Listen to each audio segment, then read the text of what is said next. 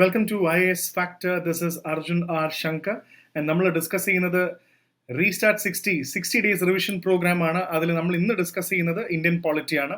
So ഇന്നും Indian polity തന്നെയാണ്. So ഇന്നലെ ഇന്ത്യൻ പോളിറ്റിയുടെ മേജർ ആയിട്ടുള്ള കുറേ കാര്യങ്ങൾ നമ്മൾ ഡിസ്കസ് ചെയ്തു. സോ ഇപ്പോഴും നമ്മൾ as usual Indian polity start ചെയ്യുമ്പോൾ നിങ്ങൾ വിചാരിക്കും ഫണ്ടമെന്റൽ റൈറ്റ്സിലേക്കും പ്രിയാമ്പിളിലേക്കും സിറ്റിസൺഷിപ്പിലേക്കൊന്നും കടന്നില്ല. പക്ഷേ എന്താണെന്ന് വെച്ചാൽ പോളിറ്റി മനസ്സിലാക്കുമ്പോൾ പലപ്പോഴും നമ്മൾ ലക്ഷ്മികാന്തോ അല്ലെങ്കിൽ ഏതെങ്കിലും NCERT ഒക്കെ ഒരു അറ്റത്ത് നിന്ന് ഇങ്ങനെ വായിച്ചു പോവുകയാണെങ്കിൽ പോലും the biggest problem is there are so many basics. ആ ബേസിക്സ് നമ്മൾ പഠിക്കാണ്ട് മുന്നോട്ട് പോകുന്നതിൽ ഒരു കാര്യവുമില്ല. അതുകൊണ്ടാണ് ഇന്നത്തെ സെഷനിൽ നമ്മൾ പോളിറ്റി തന്നെ കണ്ടിന്യൂ ചെയ്യുന്നത്. We are going to complete the other important aspects. Okay, so ഇത് ഡേ 6 ആണ്. വെൽക്കം ടു ഡേ 6 ആൻഡ് നമുക്ക് ബാക്കിയുള്ള കാര്യങ്ങൾ നോക്കാം. So mean while do visit our Trivandrum offline center IAS Factor and come for a mentoring. ബാക്കിയുള്ള കാര്യങ്ങൾ നമ്മുടെ പ്രീസ്റ്റാർട്ട് 60യുടെ ബാക്കി ഡീറ്റെയിൽസ് ഒക്കെ ഇതിനകത്ത് കൊടുത്തിട്ടുണ്ട്. You can take and you can come and write the exam in Trivandrum centre including current affairs. App download ചെയ്യാം, മുഴുവൻ video കാണുക. ജോയിൻ ആ Telegram channel and IAS Factor WhatsApp channel. So കാര്യങ്ങളൊക്കെ ആസ് യൂഷ്വൽ ഓർമ്മപ്പെടുത്തുന്നു.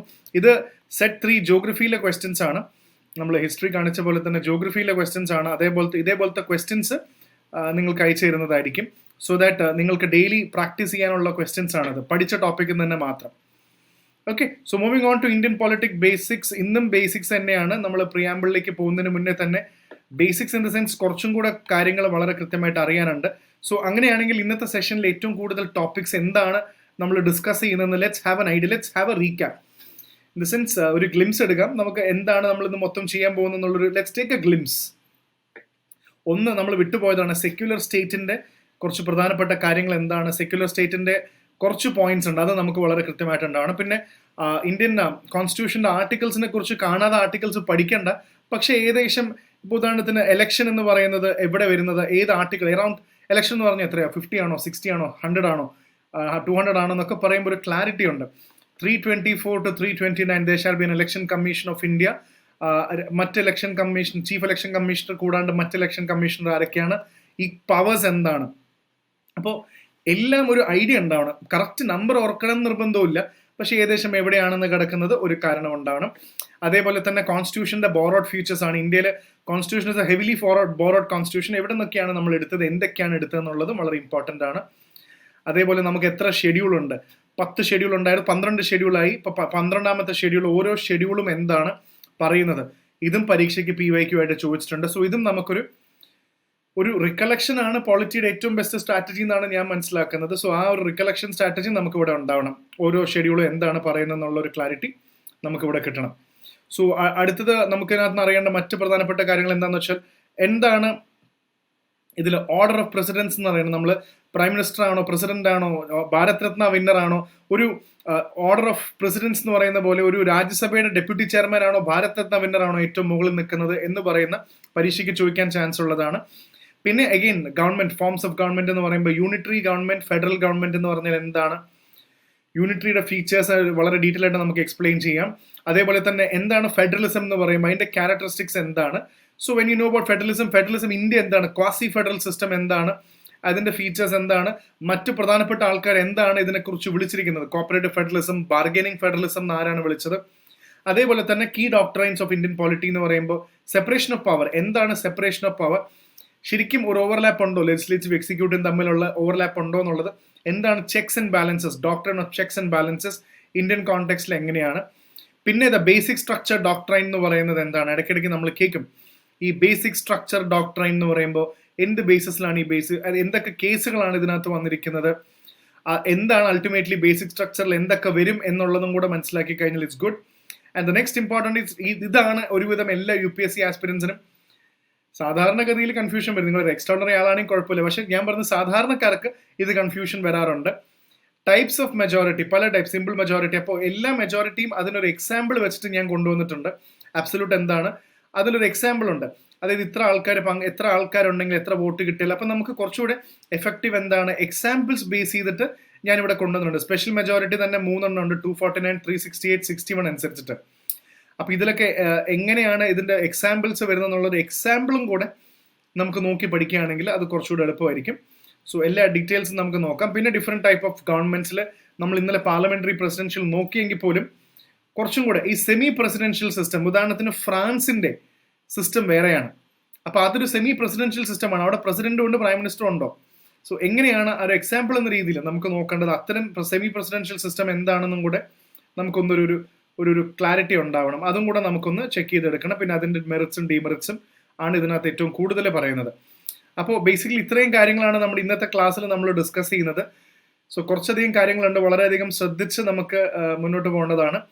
So ഇപ്പം മനസ്സിലായെന്ന് വിചാരിക്കുന്നു. ഇതൊക്കെ നമ്മൾ മിസ് ചെയ്താൽ നമ്മൾ വെറുതെ പ്രിയാമ്പിളിലേക്ക് എടുത്ത് ചാടിയിട്ട് പിന്നീട് നമ്മൾ സിറ്റിസൺഷിപ്പ് ഒക്കെ എടുത്ത് പെട്ടെന്ന് പോയി കഴിഞ്ഞാൽ പിന്നെ ഈ കാര്യങ്ങളൊക്കെ നമ്മൾ മിസ് ചെയ്ത് പോകുന്നില്ലേ. പരീക്ഷയ്ക്ക് ഇതും വളരെ കീ ആയിട്ട് ചോദിക്കാൻ സാധ്യതയുണ്ട്.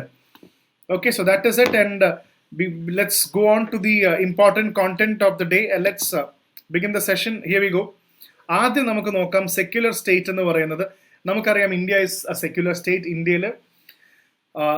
ഇന്ത്യക്ക് ഒരു സ്റ്റേറ്റ് റിലീജിയനോ ഒരു മതമോ ഒന്നുമില്ല. ഇന്ത്യയിൽ ഒരു മതമൊന്നുമില്ല. ഇന്ത്യ എല്ലാവരോടും വളരെ ഈക്വൽ റെസ്പെക്റ്റോടെയാണ് നമ്മളെല്ലാം സിറ്റിസൺഷിപ്പിനെ കുറിച്ച് കാണുന്നത്.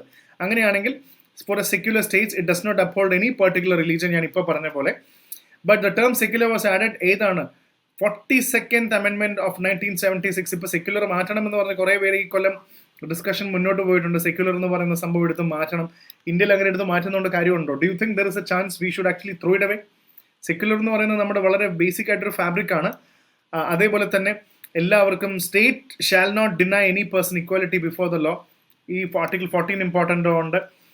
സിറ്റിസൺസിനെ ഗ്രൗണ്ട് ഓഫ് റിലീജിയന്റെ ബേസിസിൽ ഡിസ്ക്രിമിനേറ്റ് ചെയ്യില്ല, ആർട്ടിക്കിൾ 15 പറയുന്നുണ്ട്. അപ്പോൾ സെക്യുലർ എന്ന് പറയുമ്പോൾ ഏതൊക്കെ കോൺസ്റ്റിറ്റ്യൂഷണൽ ആർട്ടിക്കിൾസ് ഉണ്ടെന്ന് ചോദിച്ചാൽ 14 ഇതിൽ സെക്യുലറിന്റെ ഭാഗമാണ്. ഡിസ്ക്രിമിനേറ്റ് ചെയ്യുന്നില്ല എന്ന് പറയുന്നത് 15 ആണ്. എല്ലാവർക്കും തുല്യ അവകാശം പബ്ലിക് എംപ്ലോയ്മെന്റിൽ കൊടുക്കുക എന്ന് പറയുന്നതും ആർട്ടിക്കിൾ 16 ആണ്. So that is also important. എല്ലാവർക്കും freedom of conscience, right to freely profess, practice and propagate any religion. അവരവരുടെ റിലീജിയൻ ഫ്രീ ആയിട്ട് പ്രൊഫസ് ചെയ്യാനും പ്രാക്ടീസ് ചെയ്യാനും പ്രൊപ്പഗേറ്റ് ചെയ്യാനും ഉള്ള റൈറ്റും ഇവിടെ കൃത്യമായിട്ട് കൊടുക്കുന്നുണ്ട്. സോ അതും ഒരു ഇമ്പോർട്ടൻറ്റ് ഫാക്ടറാണ് ഇതിനകത്ത്. So denomination of right to manage, അവർക്ക് റിലീജിയസ് ഇൻസ്ട്രക്ഷൻസ് അഫയേഴ്സ് മാനേജ് ചെയ്യാൻ പറ്റണം. And promotion of any taxes, അടുത്ത പ്രധാനപ്പെട്ട ഒരു കാര്യം നമ്മൾ ഇതിൽ മനസ്സിലാക്കേണ്ടത്. No person shall be compelled to pay any taxes for the promotion of any particular religion. X എന്ന് പറയുന്ന ഒരു റിലീജിയൻ പ്രൊമോട്ട് ചെയ്യാൻ വേണ്ടി ആൾക്കാരുടെ കയ്യിൽ നിന്ന് ടാക്സ് വാങ്ങിക്കുക എന്ന് പറയുന്നത് അത് വയലേഷൻ ആണ് എന്ന് നമുക്ക് മനസ്സിലാവും. പിന്നെ no religious instruction shall be provided in any education institution maintain by the state. ഇതും no religious maintain by the state എന്ന് പറയുമ്പോൾ സ്വാഭാവികമായിട്ടും കുറേ കൺഫ്യൂഷൻസ് ഉണ്ടാവും. നമ്മളിത് ആ സെക്ഷൻസ് പഠിക്കുമ്പോൾ അതിനെക്കുറിച്ച് ഡീറ്റെയിൽ ഡിബേറ്റ് കൊണ്ടുവരാം. സോ റിലീജിയസ് ഇൻസ്ട്രക്ഷൻ ഒരു എഡ്യൂക്കേഷൻ ഇൻസ്റ്റിറ്റ്യൂഷനും സ്റ്റേറ്റ് മെയിൻറ്റെയിൻ ചെയ്യുന്നത്. അപ്പോൾ സ്റ്റേറ്റിൻ്റെ എയ്ഡഡ് സ്കൂൾസിൽ ചെയ്യാൻ പറ്റുമോ എന്നൊരു ചോദ്യം ചോദിക്കാം. അങ്ങനെയാണെങ്കിൽ ചില സ്കൂൾസിൽ അറബിക്ക് പഠിപ്പിക്കുന്നുണ്ടോ? സ്റ്റേറ്റ് എയ്ഡഡ് സ്കൂൾ അറബിക്ക് പഠിപ്പിക്കാൻ പാടോ? സംസ്കൃത്? അപ്പോൾ അങ്ങനത്തെ കുറേ ക്വസ്റ്റ്യൻസ് നിങ്ങളുടെ മനസ്സിൽ വരാം. നമുക്കത് ഡിസ്കസ് ചെയ്യാം. ദ സ്റ്റേറ്റ് ഷാൽ, എല്ലാവർക്കും യൂണിഫോം സിവിൽ കോഡ് വേണം. അപ്പോൾ ഇതൊക്കെ സെക്യുലറിസം എന്ന് പറയുന്ന കോൺസെപ്റ്റിൻ്റെ ആസ്പെക്റ്റുകളാണ് ഇവിടെ ഡിസ്കസ് ചെയ്തിരിക്കുന്നത് നമ്മൾ. അപ്പോൾ ഇതിനകത്ത് കുറേ ആസ്പെക്ട് ഉള്ളതുകൊണ്ടാണ് ഞാൻ സെക്യുലർ സ്റ്റേറ്റ് എടുത്ത് പറഞ്ഞത്. അതിനകത്ത് 42nd ഈ അമെൻമെൻറ്റ് മറക്കാതിരിക്കുക. ഇനി നമുക്ക് കോൺസ്റ്റിറ്റ്യൂഷൻ ഒന്ന് റാൻഡംലി ഒന്ന് പഠിച്ചു നോക്കാം. ഇത് കാണാതെ പഠിക്കാൻ നിങ്ങൾ ഇപ്പോൾ എന്തായാലും ഇപ്പോൾ ഇത്രയേ ഉള്ളൂ. ആ ഒരു ഓർഡർ നമ്മുടെ മനസ്സിലുണ്ടെന്നുള്ളതാണ്. നമ്മൾ ആദ്യം യൂണിയൻ ആൻഡ് ടെറിട്ടറി പഠിക്കും, അത് കഴിഞ്ഞ് സിറ്റിസൺഷിപ്പ് പഠിക്കും, ആരാണ് ഇന്ത്യക്കാരനാണെന്നുള്ളൊരു സംഭവം പഠിക്കും. പിന്നെ 12 മുതൽ 35 വരെ നമ്മൾ വളരെ ഡീറ്റെയിൽ ആയിട്ട് തന്നെ ഫണ്ടമെന്റൽ റൈറ്റ്സ് എല്ലാം പഠിക്കും. എന്തൊക്കെ റൈറ്റുകളാണ് നമുക്കുള്ളത് അത് നമ്മൾ പഠിക്കും. പിന്നെ DPSP 36 മുതൽ 51 വരെ. പിന്നെ ഫണ്ടമെന്റൽ ഡ്യൂട്ടീസ് 51A, ഇതെല്ലാം PYQ ആണ്. 51A എന്ന് പറയുന്ന കോൺസെപ്റ്റ് പോലും PYQ ആണെന്നുള്ളത് വളരെ കൃത്യമായിട്ട് ഓർത്ത് വെക്കുക. പിന്നെ ഗവൺമെന്റ്, എക്സിക്യൂട്ടീവ്, പ്രസിഡന്റ്, അതേപോലെ തന്നെ parliament, legislative power of president, union judiciary, ഇത് വളരെ ഇമ്പോർട്ടൻ്റ് ആണ്. ഇത്രയും നമ്മൾ പാർലമെന്റും കാര്യങ്ങളൊക്കെ നമ്മൾ വളരെ ഡീറ്റെയിൽ ആയിട്ട് പഠിക്കും. പവർ പഠിക്കും. ജുഡീഷ്യറി എന്ന് പറയുന്നത് വളരെ ഇമ്പോർട്ടൻ്റ് ആണ്. 124 ടു ഏകദേശം ഒരു ധാരണ ഉണ്ടായാൽ മതി. 124 to 147 ഇന്ത്യൻ ജുഡീഷ്യറിയാണ്. അതേപോലെ CAGയെ കുറിച്ച് പറയുന്നുണ്ട്. പിന്നെ 150, നമ്മളിപ്പോൾ 150 തൊട്ടാണ് സ്റ്റേറ്റ് ഗവൺമെന്റിനെ കുറിച്ച് ചർച്ച വരുന്നത്. അതിന് തൊട്ട് മുകളിൽ you can see there is a parliament that is been discussed is coming under article 79 to 122. So it starts from 79 for the Indian Parliament and its state government, it becomes 152. ആ വ്യത്യാസം ഇതിനകത്ത് കീപ്പ് ചെയ്യുന്നുണ്ട്. പിന്നെ അവരുടെ state ഗവൺമെന്റിന്റെ കാര്യം governor 213 പറയുന്നുണ്ട്. നമ്മളുടെ പ്രസിഡന്റ്, നമ്മൾ ഇവിടെ തൊട്ട് തുടങ്ങുകയാണ്. എക്സിക്യൂട്ടീവ് 52 തൊട്ട് നമ്മൾ സ്റ്റാർട്ട് ചെയ്യുന്നത്. 52 പ്രസിഡന്റ് അവിടെ വരുമ്പോൾ ഗവർണർ 213 ആണ് ഗവർണറിന്റെ ആർട്ടിക്കിൾ വരുന്നത്.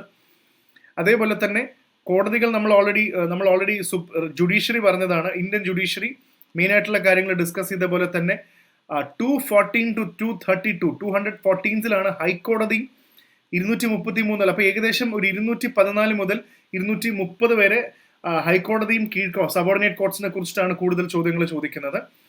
യൂണിയൻ ടെറിട്ടറീസ് ഒക്കെ ഒരു 230 ലെവല്. ഇത് നമുക്ക് എന്തായാലും പഞ്ചായത്തി മുനിസിപ്പാലിറ്റി കാര്യങ്ങളൊക്കെ നമുക്ക് ഏകദേശം അറിയായിരിക്കും. 73-74 അമെന്റ്മെന്റ് പറയുമ്പോൾ തന്നെ നമുക്ക് ഏകദേശം പഞ്ചായത്ത് 243 to 2 അത് പല ആക്ടുകളായിട്ടാണ്. അപ്പോൾ 243 എന്ന് പറയുമ്പോൾ അതെന്തായാലും ഓർത്ത് വെക്കാൻ പറ്റും, പഞ്ചായത്ത് എന്ന് പറയുന്നത്. So remember 243. പിന്നെയാണ് ഇത് കുറച്ച് ബോറിംഗ് ഏരിയ ആണെന്ന് നിങ്ങൾക്ക് അറിയുന്നുണ്ടോ എന്ന് എനിക്കറിയില്ല, നിങ്ങൾക്ക് വേണമെങ്കിൽ കമന്റ് ചെയ്യാം. ഇത് കുറച്ച് വായിക്കാൻ കുറച്ച് ട്രൈ ആണ്, പക്ഷേ വളരെ ഇമ്പോർട്ടൻ്റ് ആയിട്ടുള്ള ഏരിയ ആണ്. അപ്പോൾ നമ്മൾക്ക് അതും വളരെ ഡീറ്റെയിൽ ആയിട്ട് പഠിക്കണം. പിന്നെ ഫിനാൻസ് ബോറോയിങ് ബാക്കി കാര്യങ്ങളാണ്, അതും ഈ ഒരു 264 ഏരിയയിലാണ് വരുന്നത്. പിന്നെ ഇതിൽ പ്രധാനമായിട്ടും യൂണിയൻ ആൻഡ് സ്റ്റേറ്റ്സ്, ഏറ്റവും important public service commission, PSC services, civil services, ഇതെല്ലാം 308 ടു ആ ഒരു 308 ആ റേഞ്ചിലാണ് പോകുന്നത്. വളരെ ഇമ്പോർട്ടൻറ്റ് ഇലക്ഷൻ കമ്മീഷൻ എന്ന് പറയുമ്പോൾ തന്നെ 324 ആണ്. ഇത് പേപ്പറിൽ ഇടയ്ക്കിടയ്ക്ക് ഉണ്ടാവും 300. ഈ ആർട്ടിക്കിൾ 324 എന്ന് പറയുമ്പോൾ ഇലക്ഷൻ കമ്മീഷൻ ആണെന്നുള്ളത് ഓർമ്മ വെക്കുക. പിന്നെ ലാംഗ്വേജ്, റീജിയൻ ലാംഗ്വേജ്, അങ്ങനത്തെ മറ്റു കാര്യങ്ങളെല്ലാം 330 തൊട്ടാണെന്നുള്ളത് ഒരു ഏകദേശം ഒരു ക്ലാരിറ്റി ഉണ്ട്. 330s ലാംഗ്വേജ് ആയിരിക്കും എന്നുള്ളൊരു ക്ലാരിറ്റി. ഇത് നമുക്ക് ഒബ്വിയസ്ലി അറിയുന്നതാണ്. എമർജൻസി പ്രൊവിഷൻ കൊണ്ടുവരാന്ന് പറയുന്നതും ഈ ഒരു കാറ്റഗറിയിൽ വരുന്നതാണ്. പിന്നെ ബാക്കിയുള്ള കുറച്ച് കാര്യങ്ങളാണ് 395 വരെ നമുക്ക് ഇതിനകത്ത് നിന്ന് എൻട്രി ഉണ്ട്.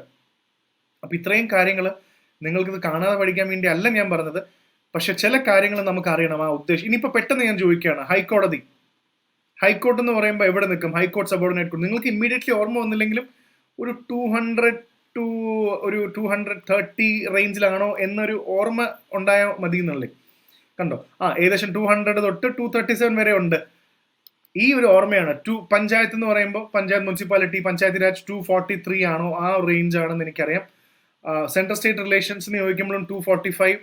Union and states administrative relations, union and state relation ഒക്കെ 245 ആണ്. ഇലക്ഷൻ കമ്മീഷൻ എന്ന് പറയുമ്പോൾ 324 ആണ്. അങ്ങനെ കുറച്ചൊരു റിക്കലക്ഷൻ റേറ്റ് ഉണ്ടാക്കിയെടുത്താൽ നല്ലതാണ്. കാരണം എന്താണെന്ന് വെച്ചാൽ പരീക്ഷയ്ക്ക് ചോദിക്കില്ല എന്ന് പറയാൻ പറ്റുമൊന്നുമില്ല. പ്രിലിംസിന് they can even ask this. So why should we take a risk on that? Let's not take a risk. അതുകൊണ്ട് ഈ കാര്യങ്ങളും കൂടെ നമുക്കൊരു ക്ലാരിറ്റിയിൽ നമുക്ക് മനസ്സിലാക്കി വെക്കാം. Okay, so moving on to the next important is പരീക്ഷയ്ക്ക് എത്രയോ പ്രാവശ്യം ചോദിച്ചിരിക്കുന്ന ഒരു ക്വസ്റ്റൻ ആണ് Indian constitution and borrowed features. ഇത് കൃത്യമായിട്ട് പഠിച്ചു വെച്ചാൽ തന്നെ നിവൃത്തിയുള്ളൂ. കാരണം ഇതൊരു നമ്മളൊന്ന് ഓർത്ത് പഠിച്ചു വെക്കുക. കാരണം നമുക്ക് ഓൾറെഡി അറിയാം ഇന്ത്യൻ കോൺസ്റ്റിറ്റ്യൂഷൻ ഒറ്റയ്ക്ക് എഴുതിയതൊന്നും അല്ല. It's actually heavily borrowed from different parts.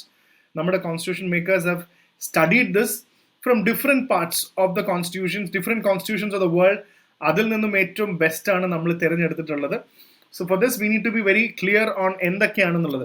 So പ്രധാനപ്പെട്ട രാജ്യങ്ങൾ നോക്കുകയാണെങ്കിൽ ഒന്ന് ഗവൺമെന്റ് ഓഫ് ഇന്ത്യ ആക്ട് 1935. ഞാൻ ഇന്നലെയും പറഞ്ഞതാണ്, മറ്റ് ആക്ടുകൾ പോലെയല്ല. 1935 ഒരുപാട് കാര്യങ്ങൾ നമ്മൾ എടുത്തിട്ടുണ്ട്. പിന്നീട് നമ്മൾ പഠിച്ച ഒബ്ജക്റ്റീവ് റെസൊല്യൂഷൻ എന്ന് പറഞ്ഞ പോലെ അത് നെഹ്റു മൂവ് ചെയ്തതും.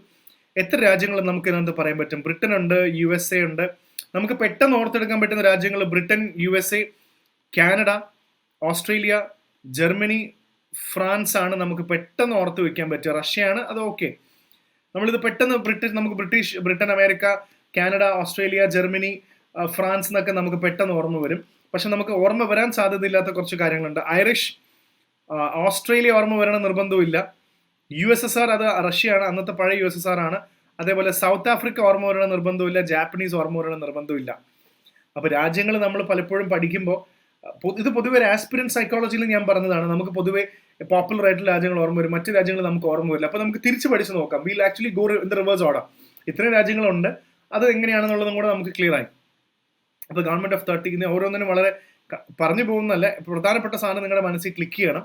ഇപ്പോൾ federal scheme, governor's office, judiciary, public PSC, emergency provision, അങ്ങനത്തെ മറ്റു കാര്യങ്ങളെല്ലാം ഗവൺമെന്റ് ഓഫ് ഇന്ത്യ ആക്ട് 1935 നമുക്ക് കിട്ടിയായിരുന്നു. ബ്രിട്ടനിലാണ് നമുക്ക് ഒബ്വിയസ്ലി എല്ലാം ബ്രിട്ടീഷാണ്. Parliamentary government, rule of law, ഒരേ citizenship, cabinet system, parliamentary privilege, bicameralism എന്ന് പറയുമ്പോൾ 2 അസംബ്ലി ഉണ്ടല്ലോ, ലോക്സഭ രാജ്യസഭ പോലെ. റിട്ടുകൾ, പ്രിറോഗേറ്റീവ് റിട്സ്. നമ്മുടെ മേജർ കോൺസ്റ്റിറ്റ്യൂഷൻ ബ്രിട്ടൻ ഒരുപാട് ഇൻസ്പയർഡ് ആണ്, കാരണം ബ്രിട്ടീഷുകാരാണ് ഇവിടെ ഭരിച്ചത്. സോ മറ്റു കാര്യങ്ങൾ പാർലമെന്ററി സിസ്റ്റം, അതായിട്ട് ബന്ധപ്പെട്ട സിറ്റിസൺഷിപ്പ് ഒക്കെ ഓർത്തെടുക്കാൻ പറ്റും. US എന്ന് പറയുമ്പോൾ നമുക്ക് ഫണ്ടമെന്റൽ റൈറ്റ്സ് വന്നത് അവിടെ നിന്നാണ്. ജുഡീഷ്യറി ഇൻഡിപെൻഡന്റ് ആണ്. പ്രസിഡന്റിനെ ഇംപീച്ച് ചെയ്ത് കളയാം. കാരണം പ്രസിഡന്റ് അവിടെ കുറച്ചുകൂടെ പവർഫുൾ ആണല്ലോ. എന്തുകൊണ്ടാണ് അത് ഓർത്താൽ മതി. ഇംപീച്ച്മെന്റ് ഓഫ് പ്രസിഡന്റ് പറയുമ്പോൾ US പ്രസിഡന്റ് കുറച്ചുകൂടെ പവർഫുൾ ആണ്. കാരണം it's not accountable to legislature എന്ന് പറയാൻ പറ്റുമെന്ന് ചോദിച്ചു കഴിഞ്ഞാൽ ഒരുപാട് കാര്യങ്ങളിൽ അക്കൗണ്ടബിൾ അല്ല, പക്ഷെ എന്നാൽ അക്കൗണ്ടബിൾ ആണ് ചില കാര്യങ്ങൾ. അതുകൊണ്ട് തന്നെ പ്രസിഡന്റിനെ മാറ്റണമെങ്കിൽ ഇംപീച്ച് ചെയ്യാൻ പറ്റും. Judicial review, supreme court, high court and post of vice president ഒക്കെ എല്ലാത്തിനും റിമൂവ് ചെയ്യുന്ന കാര്യങ്ങൾ US ആണെന്ന് പ്രത്യേകം ഓർത്ത് വെക്കുക. പിന്നെ DPSP മെത്തേഡ് ഓഫ് എലക്ഷൻ, നമ്മുടെ പ്രസിഡന്റിനെ എങ്ങനെ എലക്ട് ചെയ്യുന്നു, nomination of members to Rajya Sabha ഒക്കെ ഓർക്കാൻ എളുപ്പമാണ്. DPSP പറഞ്ഞിരിക്കുന്ന എല്ലാം നല്ല കാര്യങ്ങളാണ്. സോ അയർലൻഡ് ഓർക്കാൻ എളുപ്പമാണ്. നല്ല കാര്യങ്ങൾ പറഞ്ഞതെല്ലാം അയർലൻഡിലെ ആൾക്കാരാണെന്ന് ഓർത്ത് വെക്കുക. അങ്ങനെയൊക്കെ നമുക്ക് എങ്ങനെയെങ്കിലുമൊക്കെ ഓർത്ത് വെക്കാം. നല്ല ഇതാണ്. പ്രസിഡന്റിനെ തിരഞ്ഞെടുക്കുന്നതും നോമിനേഷനൊക്കെ അയർലൻഡാണ്. Federation with a strong centre, ഒരു federal system with a unitary bias, quasi federal എന്ന് പറയുന്ന നമ്മൾ വിളിക്കുന്ന സിസ്റ്റം കനഡിയൻ ആണ്. Residuary powers to the centre, appointment of state governors by centre, advisory jurisdiction, അപ്പോൾ സ്റ്റേറ്റ് ഗവർണറിനെ അപ്പോയിന്റ് ചെയ്യുന്നത് അതാണ്. Concurrent list, joint sitting of both the houses ഒക്കെ ഓസ്ട്രേലിയയിൽ നിന്ന് വന്നതാണ്. അങ്ങനെ സ്റ്റേറ്റിനും സെന്ററിനും ഒരുമിച്ച് ലെജിസ്ലേറ്റ് ചെയ്യാൻ പറ്റുന്ന ഒരു സംഭവം കൊണ്ടുവരണം എന്നുള്ളത് ഇവർ ഓസ്ട്രേലിയക്കാരുടേതാണ്. അതേപോലെ both the houses in joint sitting varanam. If there is a deadlock, you can have both the houses joint sitting. Germany, അതായത് പഴയ വെയ്മർ കോൺസ്റ്റിറ്റ്യൂഷൻ ആണ്. ഫണ്ടമെന്റൽ റൈറ്റ്സ് അടിയന്തരാവസ്ഥ കാലത്ത് സസ്പെൻഡ് ചെയ്യാം എന്ന് പറയുന്നതാണ്. ഇത് തന്നെ ഒരു നെഗറ്റീവ് കോൺവോട്ടേഷൻ ആണ്. ഫണ്ടമെന്റൽ റൈറ്റ് സസ്പെൻഡ് ചെയ്യാന്ന് പറയുന്നത് തന്നെ നെഗറ്റീവ് ആണ്. ജർമ്മനി ആയിട്ട് എപ്പോഴും ഓർത്താൽ മതി. കാരണം ജർമ്മനി ഭയങ്കര നെഗറ്റീവ് ആയിരുന്നല്ലോ വേൾഡ് വാർ സമയത്ത്. എന്തോരം ആൾക്കാരെയാണ് അവർ കൊന്നു കളഞ്ഞത്. റൈറ്റ്സ് എല്ലാം കേർട്ടിൽ ഇത് കളഞ്ഞത് ഹിറ്റ്ലറിന്റെ സമയത്താണെങ്കിലും. സോ അങ്ങനെയൊക്കെ നമുക്ക് ഓർത്ത് വെക്കാൻ ശ്രമിക്കാം. സോ USSR എന്ന് പറയുമ്പോൾ ഫണ്ടമെന്റൽ ഡ്യൂട്ടീസ്, ഫണ്ടമെന്റൽ റൈറ്റ്സ് അമേരിക്കയാണ്. ഫണ്ടമെന്റൽ ഡ്യൂട്ടീസ്, ജസ്റ്റിസിന്റെ കുറെ justice, social, economic and politic എന്നൊക്കെ കോൺസെപ്റ്റ്. ലിബർട്ടി, ഇക്വാലിറ്റി, ഫ്രാറ്റേണിറ്റി, ഇത് എന്തായാലും ഫ്രാൻസ് ആണെന്ന് നിങ്ങൾ എല്ലാവരും ഓർത്ത് വെക്കും. അമെൻമെന്റ് of the constitution and election of members of Rajya Sabha South African ആണ്. പ്രസിഡന്റ് നോമിനേറ്റ് ചെയ്യാൻ വേണ്ടി വെച്ചിരുന്ന ആൾക്കാർ ആരാണ്? ഐറിഷ് ആണെന്ന് ഓർത്ത് വെക്കുക. Japanese, the procedure established by law. ഇത് ശരിക്കും ഇങ്ങനെ നമ്മൾ പഠിച്ചാലൊന്നും കിട്ടുമൊന്നുമില്ല. നിങ്ങൾ തന്നെ ഒന്ന് പഠിച്ചു നോക്കിയപ്പോൾ പെട്ടെന്ന് നമ്മളിത് മാറ്റി വെച്ചു. നമ്മൾ ഈ സ്ലൈഡ് മാറ്റി വെച്ചു. നമ്മൾ ഇതിനകത്തുനിന്ന് ചോദിക്കുകയാണ് പ്രൊസീജിയർ എസ്റ്റാബ്ലിഷ് ബൈ ലോ എവിടെയാണെന്ന് ചോദിച്ചാൽ നിങ്ങൾ എന്ത് പറയും? വോട്ടിംഗ് നമുക്ക് ഓർത്ത് വെക്കാൻ പറ്റും നെഗറ്റീവായിട്ട്. ഫണ്ടമെന്റൽ റൈറ്റ്സ് എമർജൻസി സമയത്ത് കട്ട് ചെയ്യണമെന്ന് പറഞ്ഞത് ഏതാ? ജർമ്മനിയാണെന്ന് നിങ്ങൾക്ക് മനസ്സിലായി. DPSP നല്ല സാധനങ്ങൾ കൊണ്ടുവരണം എന്ന് പറയുമ്പോൾ ഐറിഷുകാർ നല്ല ആൾക്കാരായതുകൊണ്ട് അവർ നല്ല സാധനം കൊണ്ടുവന്നു. അയർലൻഡ്. ഇങ്ങനെ നിങ്ങൾക്ക് കുറച്ചുകൂടെ എളുപ്പമുള്ള കാര്യത്തിൽ നിങ്ങൾക്ക് ഓർക്കാൻ പറ്റിക്കഴിഞ്ഞാൽ ഇത് ഓർക്കാൻ പറ്റുള്ളൂ. അല്ലാതെ വെറുതെ ഒന്ന് എടുത്ത് ഇത് മൊത്തത്തിൽ ഓർക്കാൻ പറ്റുമൊന്നുമില്ല. അപ്പം ഇതൊന്ന് ഓർത്ത് വെക്കാൻ ശ്രമിക്കുക. ഇത് ഒരുപാട് പ്രാവശ്യം പരീക്ഷയ്ക്ക് ചോദിച്ചിട്ടുള്ള ചോദ്യമാണ്. ഇതിനകത്തുനിന്ന് ഏതെങ്കിലും ഒരു സംഭവം സ്റ്റേറ്റ്മെന്റ് ആയിട്ടോ മാച്ച് ദ ഫോളോയിങ്ങിനോ ഒക്കെ ചോദിക്കും. സോ ഇത് പഠിപ്പിക്കാൻ എനിക്ക് പറ്റുന്നില്ല. എനിക്ക് ഇതേപോലെ കഥ പറഞ്ഞു തരാനേ പറ്റുള്ളൂ. ഇപ്പോൾ പാർലമെന്റായിട്ട് ബന്ധപ്പെട്ട എന്തെങ്കിലും ഒരു സംഭവം പറയുകയാണ്. പ്രസിഡന്റിനെ ഫണ്ടമെന്റൽ റൈറ്റ്സ്, പ്രസിഡന്റിനെ ഇംപീച്ച് ചെയ്യണം. അമേരിക്കയിലാണ്. അമേരിക്കയിൽ പ്രസിഡന്റ് പവർ കൂടുതലാണ്. അപ്പോൾ അതുകൊണ്ട് പ്രസിഡന്റിനെ അക്കൗണ്ടബിൾ ആക്കാൻ വേണ്ടി അത് കൊണ്ടുവന്നിട്ടുണ്ട്. പാർലമെന്റ് റിലേറ്റഡ് ആയിട്ടൊരു കാര്യമാകുമ്പോൾ അത് ബ്രിട്ടൻ ആയിരിക്കും, ക്യാബിനറ്റ് സിസ്റ്റം. അങ്ങനെ അപ്പൊ ഇങ്ങനെ എന്തെങ്കിലും രീതിയിൽ ഇത് ഓർത്ത് വെക്കാൻ ശ്രമിക്കുക എന്നുള്ളതാണ് ഇവിടുത്തെ പ്രധാനപ്പെട്ട point. Okay, moving on to the next is will go to the schedules of Indian constitution. ഇതും PYQ ആണ്. ഇതും പരീക്ഷയ്ക്ക് ചോദിച്ചിട്ടുണ്ട്. ഇതിനെക്കുറിച്ച് നമുക്കൊരു ക്ലാരിറ്റി ഉണ്ടാവണം. എന്താണ് ഓരോ ഷെഡ്യൂൾ? ഈ ആർട്ടിക്കിളൊക്കെ വിട്ടാലും എന്താണ് ഓരോ ഷെഡ്യൂൾ എന്ന് പറയാൻ പറ്റും. ഫസ്റ്റ് വൺ 28 നമ്മുടെ സ്റ്റേറ്റ്സിന്റെയും യൂണിയൻ ടെറിട്ടറീസിന്റെ. Hi, hello aspirants. To watch this full video download IAS Factor app. നിങ്ങൾ പ്ലേ സ്റ്റോറിൽ പോയിട്ട് IAS Factor ആപ്പ് ഡൗൺലോഡ് ചെയ്ത് കഴിഞ്ഞാൽ ഇതിന് മുഴുവൻ വീഡിയോസും കാണാം. കാരണം റിവിഷൻ ചെറിയൊരു കാര്യമല്ല. So do not take it lightly. So നിങ്ങൾ ആപ്പ് ഡൗൺലോഡ് ചെയ്ത് കഴിഞ്ഞാൽ അതിൽ 2025 ബാച്ച് എന്ന് പോയി കഴിഞ്ഞാൽ നിങ്ങൾക്ക് അത് കാണാൻ പറ്റും. So please do watch. Restart എടുത്തു കഴിഞ്ഞാൽ എനിക്ക് എല്ലാ ക്ലാസ്സും അതിനകത്ത് കാണാൻ പറ്റും. So happy preparation.